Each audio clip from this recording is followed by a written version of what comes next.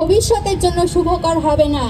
আপনারা যদি এসব ঘটনার সুষ্ঠু তদন্ত করতে না পারেন, আপনারা যদি এসব ঘটনার বিচার জাতির সামনে প্রকাশ করতে না পারেন, তাহলে দেশের জনসংখ্যার যে অর্ধেক নারী ভোটাররা আছে তারা ব্যালট পেপারের মাধ্যমে আপনাদের আচরণের জবাব দিয়ে দিবে। এবং আপনারা যদি এই ধরনের আচরণের মুখোমুখি হতে না চান, তাহলে আমরা দাবি জানাচ্ছি অন্ততপক্ষে আপনারা আপনাদের পক্ষ থেকে কোনো বার্তা আমাদের উদ্দেশ্যে দিন।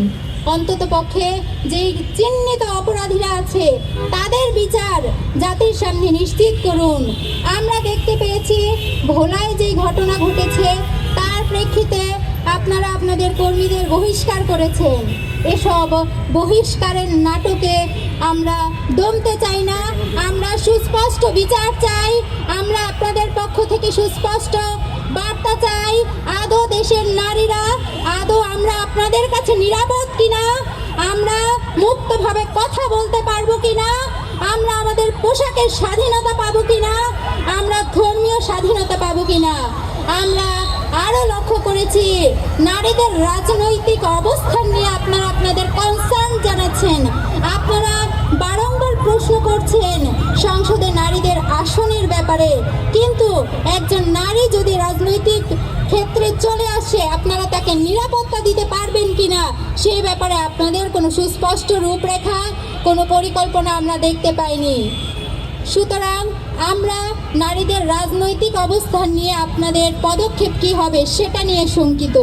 আপনারা আপনাদের এই অবস্থান জাতির সামনে পরিষ্কার করবেন, আমাদের সামনে পরিষ্কার করবেন। আমরা আরও দেখতে পেয়েছি বিগত সময়গুলোতে কিভাবে নির্বাচনী প্রচারণায় নারীদের উপর হামলা করা হয়েছে, এবং আমরা বারবার কনসার্ন জানিয়েছি, কিন্তু এই হামলাগুলোর কোনো বিচার আমরা দেখতে পাইনি। বরঞ্চ আমরা এই ঘটনাগুলোর পুনরাবৃত্তি দেখতে পেয়েছি।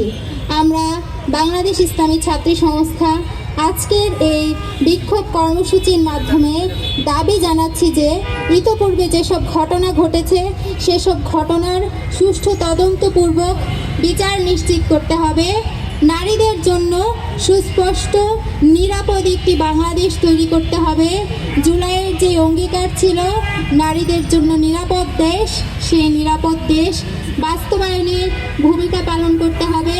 এবং আমরা প্রশাসনের কাছে দাবি জানাচ্ছি প্রশাসন যেন নিরপেক্ষ আচরণ করে, প্রশাসন যেন ভিকটিমের পক্ষে দাঁড়ান, প্রশাসন যেন ভিকটিমকে সুস্পষ্ট বিচার পাইয়ে দেন। আমরা এই দাবির মাধ্যমে আমার কথা শেষ করছি।